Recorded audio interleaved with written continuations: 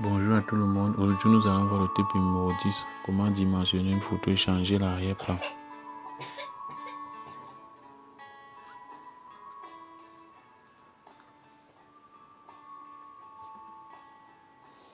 Dans le répertoire nommé comment dimensionner une photo et changer l'arrière-plan se trouvent deux photos. Nous avons la première photo, la seconde photo. L'objectif ici est de pouvoir non seulement dimensionner et changer l'arrière-plan de cette photo. Donc pour cela, il faut ouvrir la photo avec Photoshop.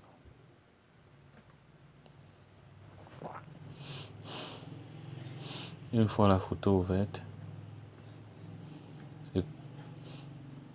nous allons premièrement réunir d'abord la photo.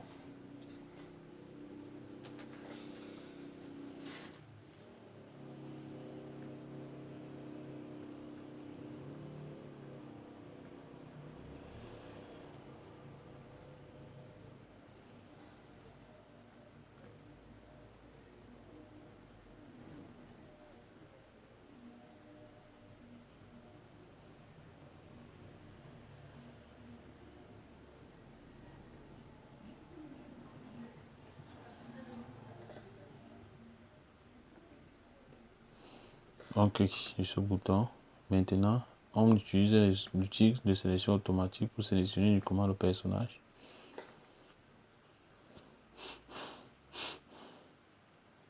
Une fois le personnage est sélectionné, on se rassure que la sélection automatique a été très bien faite.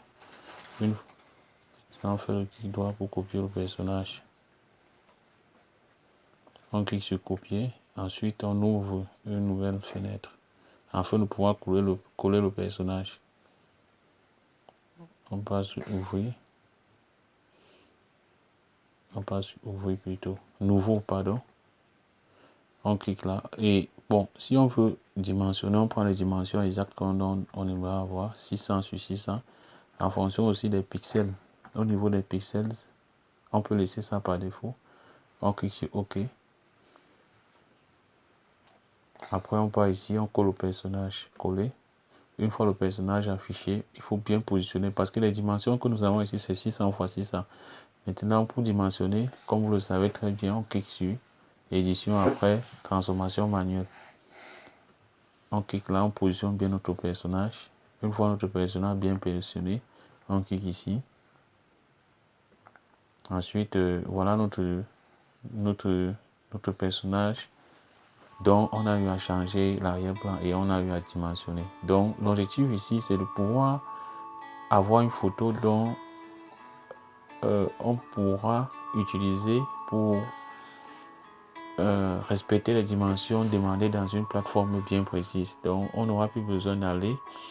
Une fois qu'on a notre photo, on peut le faire nous-mêmes. Donc, c'est ça, c'est très important. C'est très important de pouvoir connaître, de pouvoir savoir faire ça. Je vous remercie de votre aimable attention. Pour plus d'informations, veuillez me contacter avec le numéro qui s'affiche en bas de l'écran.